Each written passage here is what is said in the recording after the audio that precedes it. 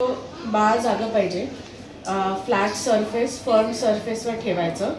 इथे जसं आपण घातलंय तसं छोटंसं एक काहीतरी न हलणारं सरफेस पाहिजे. बेबीला आपल्या समोर ठेवायचं आणि आपला हा हात जो आहे पोर्शन तो चिनच्या खाली जॉ बोनला व्यवस्थित घट्ट धरायचा. पूर्ण आपला हात बेबीला टेकवायचा इन द फ्रंट आणि या हातावर रोल करायचं. खाली ठेवताना हा हात जस्ट जेंटली काढून घ्यायचा. बेबीचे पाय थोडेसे फ्लेक्स राहतील, नीवर प्रेशर येईल आणि हात थोडे पुढे पाहिजेत. इन केस ठेवताना हात आत गेला असेल तर हात वर समोर काढायचा आणि मग आपल्याला फेस टू फेस बेबीशी बोलायचं आहे. So that they will look and lift the head.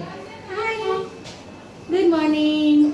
चला वॉकला जाऊयात का बाहेर फिरायला जाऊयात? छान छान सन आलाय आता. That's right, that's right. आणि मग 5 मिनिट्सनी पोझिशन चेंज करून head on the other side आणि सेम थिंग. काय झालं? ह्या बाजूला नाही आवडलं तुला? ह्या बाजूला काय बघायचं? मी इकडे आले, मी इकडे आले. That's right. मम्मा कुठे गेली आपली? मम्माकडे बघणार आहेस? टर्न करणार आहेस डोकं? थोडं ट्राय करणार आहेस? हँड टू माउथ आलं तरी चालणार आहे आपल्याला.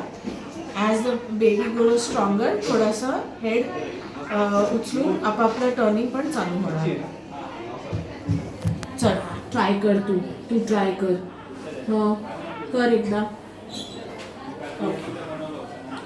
10 मिनिट्स झाले या पोझिशनमध्ये की फ्लिप करायचं आहे परत. सो अगेन आपला फुल हात बेबीच्या हेडवर ठेवायचा, स्पाईनला सपोर्ट करायचं आणि खालून जेंटली पोटाच्या इथून उचलून बेबीला रोल करता येतं.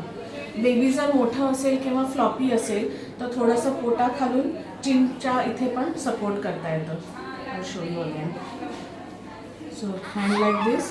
पोटाच्या खालून चिनला थोडंसं जेंटली धरायचं आणि मग फ्लिप करायचं. तसंही चालेल. Then that's it. Tummy time is